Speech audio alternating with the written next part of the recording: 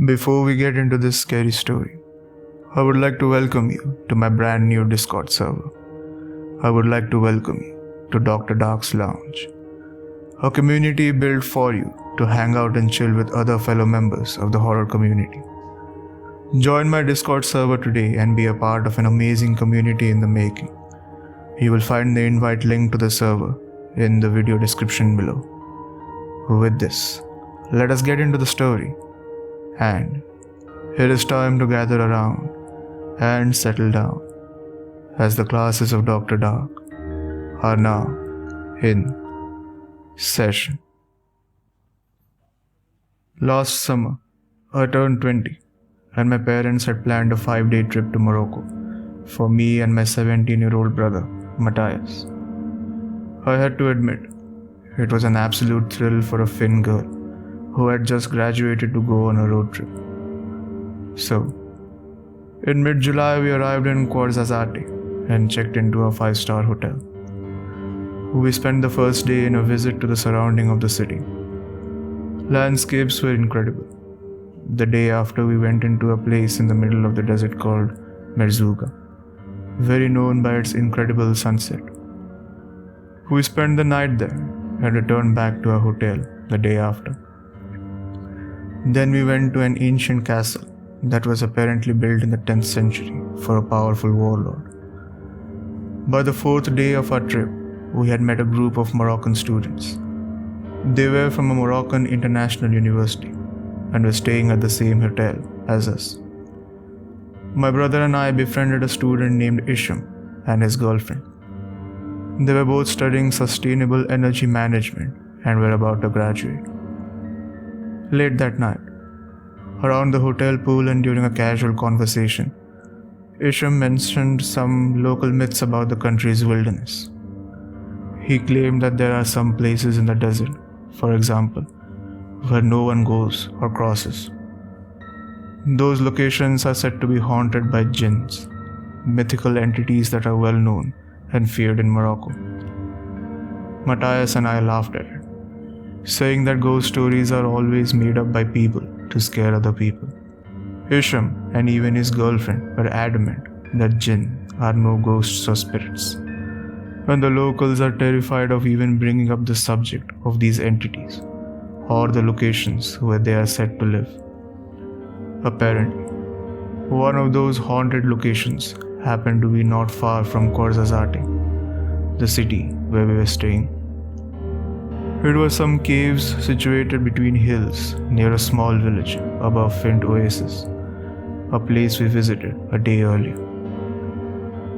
Isham explained that his cousin, who lives in Ouarzazate, had seen the caves before and reported that the place freaked him out. See, I am a skeptic, but this jinn was something new I have never heard before. Now I was curious, and my skepticism had given way to excitement. Those haunted caves had to be explored. I asked Isham if he could ask his cousin to give us a ride so we can visit the caves tomorrow afternoon. Isham took out his phone and called his cousin. After a few minutes, he hung up and said that his cousin will pick us up at the hotel tomorrow at 6:30 p.m. and drive us to the oasis. We'll have enough time to explore the caves before heading back around 9 p.m. Great, we said, me and Matthias, with excitement. The next day, at 6:30 p.m., as planned, we were waiting in the lobby. Isham's girlfriend did not show up. Isham said jokingly that she was probably too scared to go see the forbidden caves.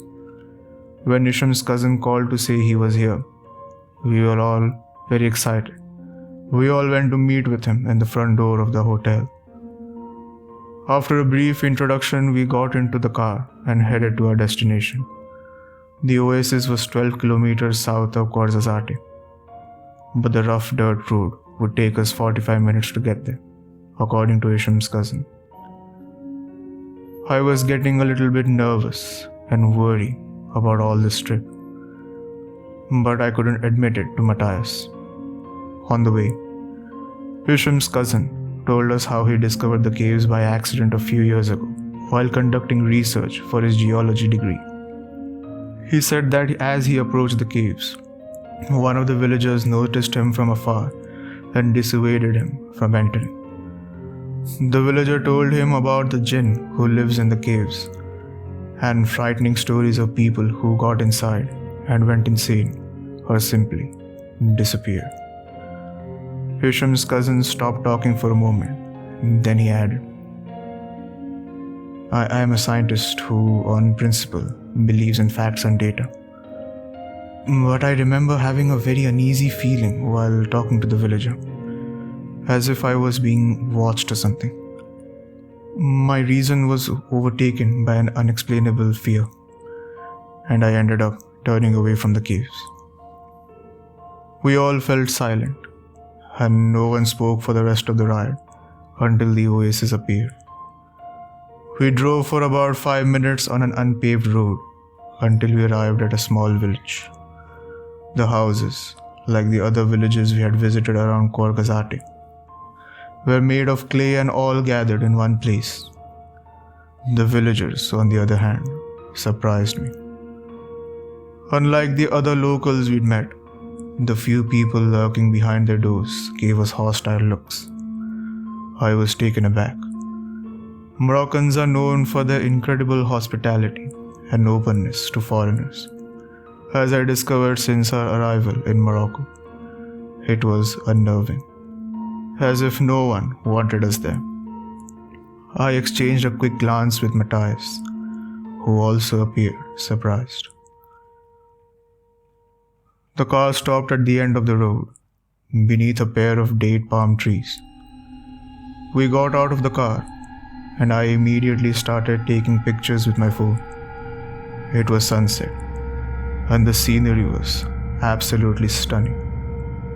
Marvelous, I thought, as I snapped photos.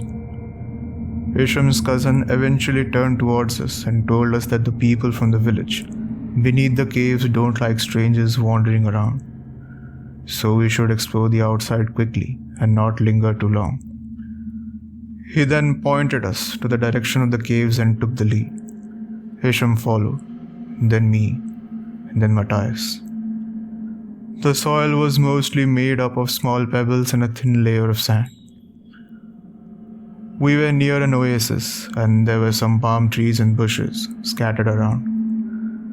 But curiously, there were no birds chirping, insects buzzing, or breezes. Just silence. Our footsteps were the only thing we could hear. I am accustomed to wilderness in Finland, and that silence was quite troubling. I started to have a feeling of uneasiness, but I said nothing to the others. Hisham's cousin said that at the end of the trail, we'll probably have to walk and climb some boulders to get to the caves. Me and Matthias nodded, and then we headed towards the hill. We walked for about 5 more minutes on a rocky path before we saw them, the haunted caves. In front of us was a medium-sized hill with an odd structure that resembled small caves. When we got closer, the caves looked more like small doors, as if they had been carved into the rock. I took a few photos from a distance. We were making our way through the boulders when a loud groan came from behind me. Matthias had tripped on some pebbles and landed on his back. "Oh crap," I muttered.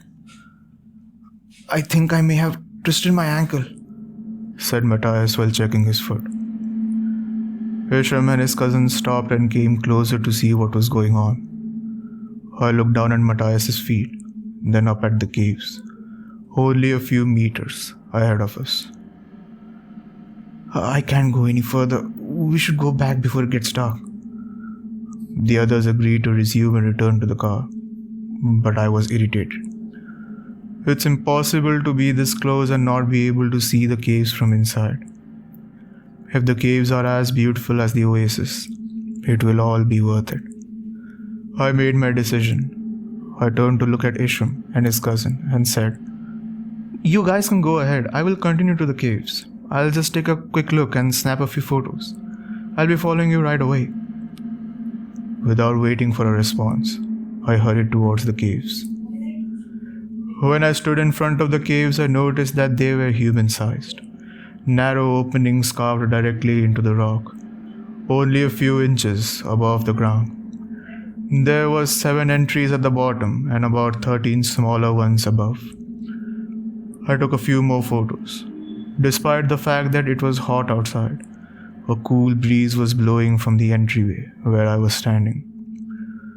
It was still daylight outside, and all I could see, now that I was close, was a sort of an empty chamber and another entrance at the far end. The temptation was overwhelming, to say the least. I turned around to see Matthias being carried back to the car by Isham and his cousin. Then I looked back to the cave and entered.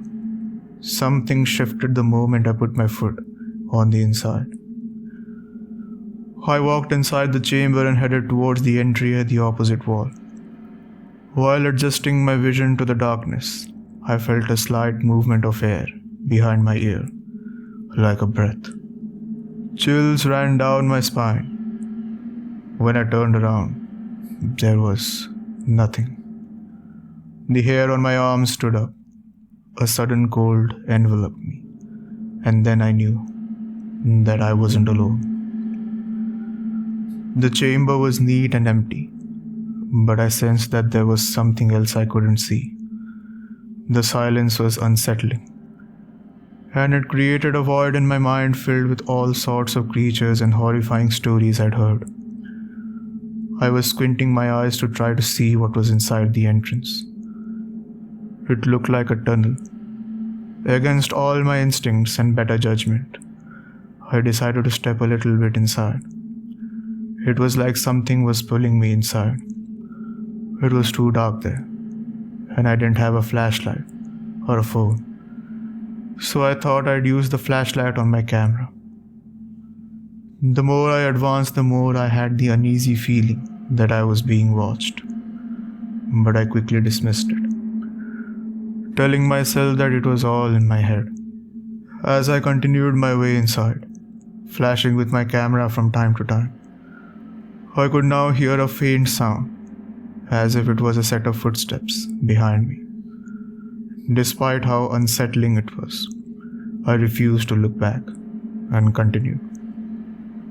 It must be just an echo of my own footsteps, so I just convinced myself. Because the alternative of someone or something stalking behind me was too terrifying to even consider. Now I had advanced a good distance inside, and I could see with the flashlight that I had entered a part of a patio, surrounded by another set of openings carved into the rock itself. My hearing became more acute as I walked on tiptoe with my hand against the rocky wall. I was on high alert, and the slightest sound could startle me. It was as if the air around me had stopped moving. My step sounds had been muffled. Then I started to hear a humming noise. It appeared to come not from outside but from inside my ears. At first it was subtle and unsteady, almost like a pulsing. The noise then abruptly changed to a piercing sound, similar to what you hear when you put your TV on mute. I went completely still. Then a gut-wrenching, blood-curdling scream pierced the cave's walls. I felt myself leaving my skin. I covered my mouth with my hand to hold my squeal of terror. I then heard them. Voices. Hundreds of voices speaking all at once in a language I didn't understand. It was all around me, coming from all sides. When all the voices suddenly stopped, I felt a tightening around my chest grow stronger and stronger. I stopped my breath and I heard nothing. Then the breeze against my neck blew again. Something brushed against my cheek. "We have been expecting you," said a hushed voice. I almost had a heart attack. My fight or flight instinct kicked in, and I took off running. I was out of breath as I raced, popped against the walls and stumbled trying to find my way. I kept hearing footsteps following me, but when I looked over my shoulder, there was nothing. My heartbeats were racing, and I felt like I'm going to throw up. Exhausted and feeling dizzy, I stopped running to catch my breath. I couldn't stop myself from retching, so I did it again and again. The only thing I could hear was my own retch. When I emptied my stomach, I began whipping my head around. And then I heard my name coming ahead of me. I didn't recognize the voice. Could it be Isham or his cousin? I raced towards the sound and finally got to the entrance of the cave. Outside it was already dark. I tried hard not to hurt myself while tumbling down the boulders. Then I dashed to the car. "What were you doing? We have been waiting for you for nearly an hour," Matthias inquired, his face concerned. "An hour?" I was taken aback. It seemed like only 10 or 15 minutes had passed in there. "Is everything all right?" asked Isham's cousin, who was also concerned. "We should leave right away," I nearly yelled. We went back to the hotel in total silence. We never talked about what happened that night. And every time Matthias brought up the subject again, I became irritated and asked him to leave me alone. What I experienced that night would haunt me for the rest of my life. All I wanted was to forget about it. It has been almost 6 months since we were on that trip. Tonight I awoke suddenly, my heart pounding inside my chest. I sat up in the dim light and listened. Inside my ears, a pounding sound was pulsing. The sound then changed to a piercing one. My skin crawled as I heard the sound. Then I heard it again. The 100 voices in my bedroom hushed. "You will never be alone again."